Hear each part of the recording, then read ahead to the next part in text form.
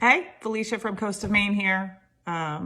Like many of you, I am sitting in front of a computer screen for most of my day, but I get to make some videos and put some social media content out for everyone. And one of the things that I, as everybody has, I guess, noticed is the renewed or new interest in growing food, like people growing food for the first time. So we have a lot of first-time gardeners that we're getting in contact with, and I was thinking that I would do a video series on some of the common things that can go wrong or mistakes that you make when you're first gardening.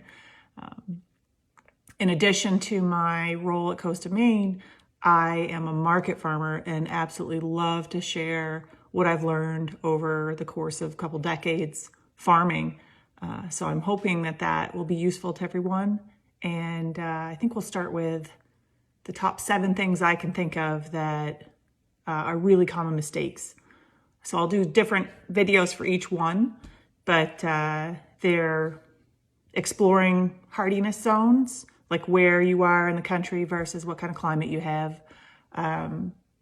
direct seeding versus, transplants, and then what to seed and when, how you prep a soil, how you prep your soil in the garden or a raised bed or your container if you're container gardening,